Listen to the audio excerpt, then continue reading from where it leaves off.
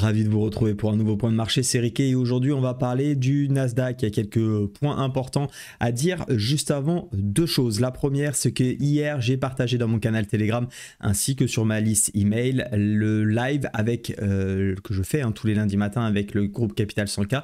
J'ai laissé la possibilité à toutes les personnes qui me suivent sur Telegram et dans ma liste email de le suivre et ce live est disponible en replay. Vous avez tous les plans que j'ai pour la semaine sur l'ensemble des actifs. On y passe les indices européens, américains, forex, matières premières, crypto, bref, je vous laisse aller le découvrir. Pour l'avoir, et bien c'est simple, vous rejoignez simplement le canal Telegram et vous le retrouverez en replay. Deuxième point important également, c'est sur DarwinX0, je vous le rappelle, partenaire de la chaîne qui nous offre une possibilité absolument géniale actuellement.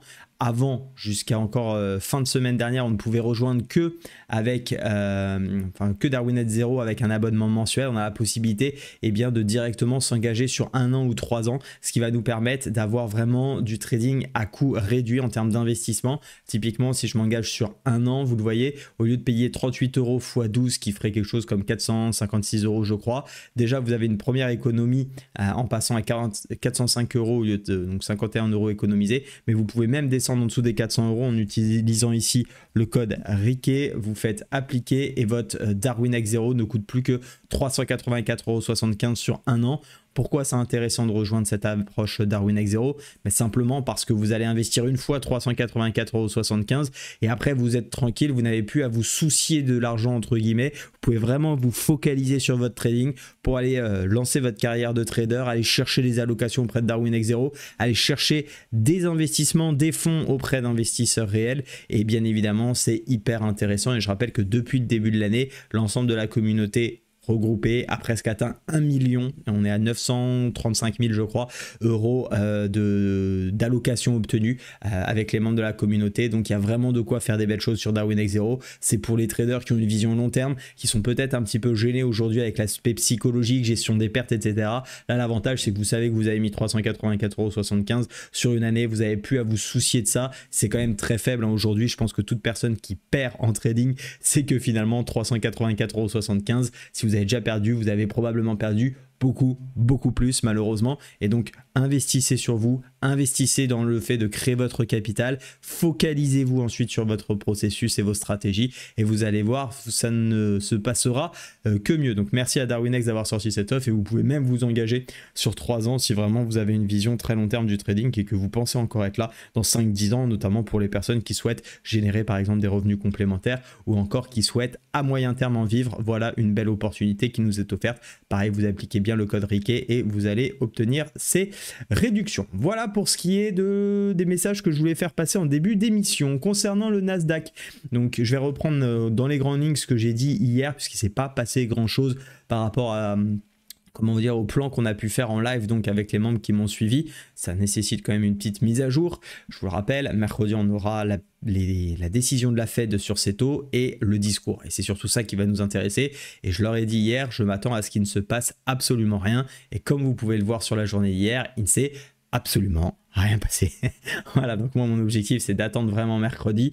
Oui, ça peut être long, oui, ça peut être pénible, c'est ce que je leur ai expliqué. On a beaucoup parlé de psychologie et de la gestion de l'appréhension des plans, du trading, de comment aborder cette activité, et que trader c'est très souvent ne pas trader. Vaut mieux être 90% en dehors du marché et 10% dedans que l'inverse. Ça nous permet d'avoir des meilleures décisions, des meilleures entrées et surtout d'éviter de se brûler les ailes avec une psychologie qui pourrait être amenée à être défaillante au fait de prendre des mauvaises décisions qui viendraient derrière impacter les futures prises de décision. Comme je dis souvent, souvent des mauvais trades sont liés à des trades précédents parce qu'on essaye de rattraper, parce qu'on essaye de faire mieux, parce qu'on commence à overtrader pour essayer de finir dans le vert. Bref, plein de raisons finalement qui n'ont pas de réelles raisons techniques derrière, mais qui sont plus des raisons émotionnelles, psychologiques, qui font que derrière, nécessairement, quand on commence à avoir des décisions qui reposent sur de l'émotionnel, on se retrouve avec des résultats qui sont forcément décevants.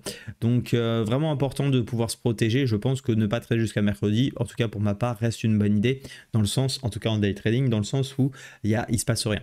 D'ailleurs, vous voyez un gap ce matin, attention, c'est pas un gap, c'est simplement que sur les contrats futurs, vous voyez quand je clique sur Biage, on vient ajuster le coefficient du changement de de contrat, puisqu'il y a toujours un décalage hein, sur les contrats qui expirent. Je rappelle qu'il y a des expirations trimestrielles et on arrive sur une expiration trimestrielle, ce qui explique effectivement ce petit décalage. Et comme vous le voyez, si je active le biage qui lisse finalement le prix avec le coefficient d'écart, eh bien on se retrouve bien sur en fait pas du tout un gap.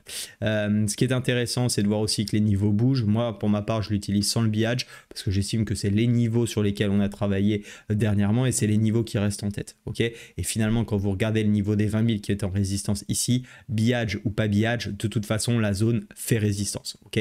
Donc, ça revient exactement au même. Pour moi, je suis plus à l'aise à l'utiliser sans le biage et ça me va très bien. C'est le bi-adjusted hein, pour information. Donc le plan c'était quoi? C'était essayer effectivement de trouver un petit pullback là-dessus. Donc sur cette zone verte, effectivement on y est venu travailler hier après-midi. Mais il n'y a pas eu vraiment de signal. Hein. C'est plus une baisse, une mini correction pour revenir taper les plus hauts de jeudi ici, se réappuyer dessus, essayer de repartir. On voit qu'il y a très peu de points qui sont effectués simplement parce qu'il n'y a pas vraiment de catalyseur ces derniers jours, lundi et ce jour aujourd'hui d'ailleurs mardi qui vont arriver. Je pense que le marché est vraiment dans une attente des news et donc l'objectif malgré tout c'est de continuer à trader à l'achat jusqu'à la zone des 20 000 dans un premier temps. Si avec la news on arrivera à casser cette zone, plutôt la news est bien perçue par le marché, on souhaite continuer à l'achat, alors on essaiera d'aller viser dans un second temps les 20 600. Vous voyez, ça nous laisse du temps, hein, ça nous fait 600 points entre ce niveau là et ce niveau et le niveau suivant, voire d'ailleurs un petit peu plus haut. On peut même viser les 20 900 ici sur vraiment les derniers points hauts qui ne ressemblent pas mais qui est la TH. Donc ça peut être des choses extrêmement pertinentes à travailler dans une optique de continuation haussière. Attention cependant, si jamais la news n'est pas bonne et que cette fois-ci, eh bien, on repasse sous ce petit niveau ici, sous cette zone verte, alors pourquoi pas envisager des ventes et aller chercher les 18 500. Pour ma part, je privilégie clairement le setup acheteur. Quand je dis je privilégie, ça ne veut pas dire que c'est que je pense que ça va être ça.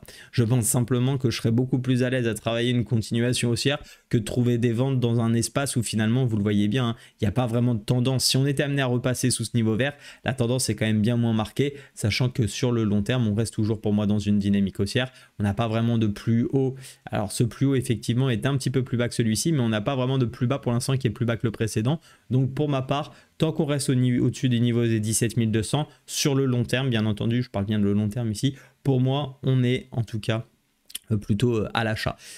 Éventuellement on pourra songer à vendre comme je l'ai dit également si on casse les plus bas il y a 2 semaines du vendredi 6 septembre sous les 18 352, mais tant qu'on est au-dessus de ces niveaux, bah, j'ai plutôt envie de rechercher les setups acheteurs pour garder ma tendance de fond tout simplement et continuer à payer ces indices américains qui malgré les secousses qu'ils ont connues ces derniers temps se comportent globalement très bien et réagissent bien sur les gros niveaux comme on a pu le voir. Ce niveau de polarité qui est vraiment la clé hein, de cette année. Quand on regarde, hein, ça a été travaillé en mars 2024, mais on y est revenu en août, on a retravaillé ça en septembre. Bref, on voit bien que c'est vraiment autour de ce gros niveau que ça se passe et on en a un autre qui est très intéressant également, qui a plutôt été travaillé sur la deuxième partie de l'année avec ce niveau ici sur les 19 250 qui vraiment nous sert un petit peu de niveau de repère pour essayer de savoir si on veut plutôt continuer les achats ou peut-être les invalider et réfléchir potentiellement à des ventes. C'est important de pouvoir cadrer son trading là-dedans. En tout cas, moi, c'est ma façon de voir les marchés. Je ne sais pas ce que vous en pensez. N'hésitez pas à me dire également en commentaire vos plans, vous de votre côté, et aussi les actifs que vous souhaitez voir. Vous savez, je suis très orienté, bien évidemment, sur les indices, puisque c'est à titre personnel ce que je privilégie, mais je suis tout à fait ouvert à aller sur d'autres actifs si cela vous tente. Donc, n'hésitez pas à m'en faire part. En attendant, je vous souhaite d'être prudent sur les marchés et je vous souhaite une belle journée. À très vite, ciao, et n'oubliez pas de rejoindre Darwin X Zero pour lancer votre carrière de trader avec les petits tips que je vous ai donnés. Vous avez tout qui est en description. Belle journée à tous.